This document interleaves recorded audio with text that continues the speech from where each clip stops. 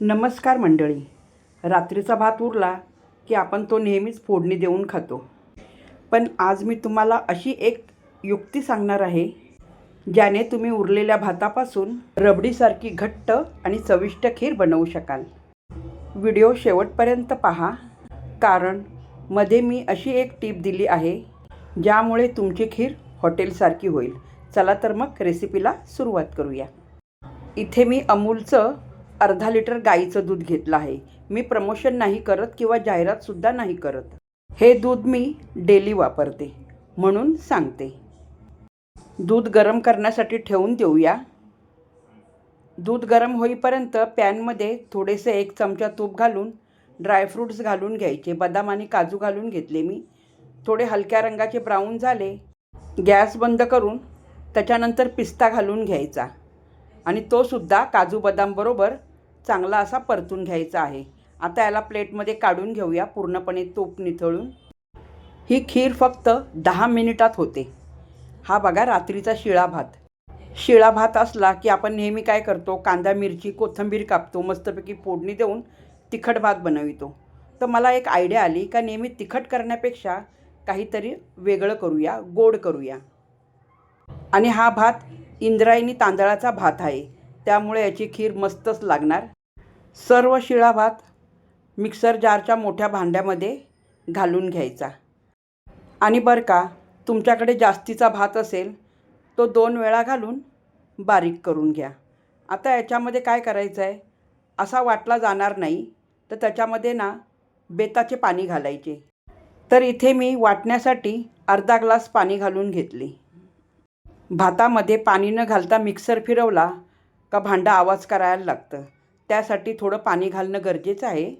बघा तुम्हाला दाखवते मी, आणि जवळून अगदी झूम करून दाखवत आहे. असा दाणेदार मस्तपैकी भात बारीक झाला. दूध अगोदरच गरम करून चांगलं थंड झालेलं आहे, म्हणजे रूम टेम्परेचरचं दूध आहे. आता याच्यामध्ये बारीक केलेला भात दुधामध्ये डायरेक्ट घालून घ्यायचा. तसे जर बघायला गेले तर खीर बनवायची एकदम सोपी पद्धत. पळी घालून भात आणि दूध चांगला मिक्स करून घ्यायचा. भात शिजविलेला असल्यामुळे पटकन त्याच्यामध्ये मिक्स होतो. जास्त वेळ नाही लागत, त्याची गुठळीसुद्धा होत नाही. हे बघा तुम्हाला दाखवते मी. पळी फिरविल्याबरोबर भात लगेच त्याच्यामध्ये मिक्स होतो. त्यामुळे मेहनत आणि वेळ दोन्ही वाचते. गॅस मध्यम आचेवर ठेवून भांडं ठेवल्याबरोबर ढवळून घ्यायचं आहे. सतत ढवळायचं आहे, खाली लागता कामा नये.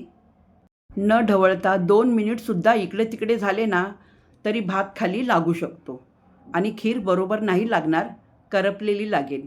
खीर बनवताना ही पहिली काळजी घ्यायची. आपण खीर बनवताना काय करतो, तांदूळ भाजून घेतो तुपामध्ये. हलकी उकळी यायला लागली की मस्तपैकी 1 चमचा साजूक तूप घालून घ्यायचे. पुन्हा एकदा छान ढवळून घ्यायचे आहे, सतत ढवळून घ्यायचे. खीर चवदार बनवायची असेल ना तर मिल्क मेड नक्की घाला. इथे पण मी सांगते, प्रमोशन नाही करत. 190 ग्रॅमचं पॅकेट आहे हे. मी पूर्णपणे घालून घेतलं खिरीमध्ये. आणि तुम्हाला जर का खीर गोड पाहिजे असेल तर साखर घाला. तुम्हाला जास्त गोड आवडत नसेल तर साखर नका घालू. तुम्हाला खीर चांगली चवदार बनवायची असेल ना तर मिल्क मेडचा वापर नक्की करा, कारण त्याच्या फ्लेवरनी खीर खूप मस्त आणि सुगंधी होते. माझे आवर्जून सांगणे आहे, मिल्क मेड अजिबात स्किप करू नका. नुसती साखर नका घालू. मी खिरीमध्ये 3 चमचा साखर घालून घेते. मिल्क मेड जेव्हा आपण चाटतो ना तेव्हा ते खूप गोड लागतं, पण जेव्हा आपण तो गोड पदार्थ बनवतो ना तेव्हा ते जास्त गोड लागत नाही. थोडी का होईना पण साखर घालावी लागते. 3 चमचे जरी मी साखर घातली असेल ना तर एवढं गोड नाही होणार. आता याच्यामध्ये मी 1 टीस्पून वेलची पावडर घालून घेतली. वेलची पावडर सुगंधीसाठी आणि चव येण्यासाठी वापरली जाते, हे तुम्हाला माहीतच आहे. पण कुठलाही पदार्थ पचायला हलका जावा यासाठी सुद्धा त्याचा उपयोग केला जातो. तळून घेतलेले ड्रायफ्रूट्स घालून घ्यायचे. मस्तपैकी ड्रायफ्रूट्स खिरीमध्ये चांगले मिक्स करून घ्यायचे आहे. आणि आता गॅस बंद करून टाकायचा. खीर आता बाउलमध्ये काढून घेते. इथे मी तुम्हाला महत्त्वाची टिप्स सांगते. खीर बनविण्यासाठी जुन्या तांदळाचा वापर न करता नवीन तांदळाचा वापर करायचा. आणि ज्या तांदळाला खूप सुगंध येतो असा तांदूळ वापरायचा. त्यामुळे खीर खूप सुगंध आणि चविष्ट होते. तुम्हीसुद्धा माझ्यासारखी अशा प्रकारे खीर बनवून बघा शिळ्या भाताची. नंतर मला कमेंट्स करून सांगा. रेसिपी आवडल्यावर लाईक, शेअर आणि सबस्क्राईब नक्की करा.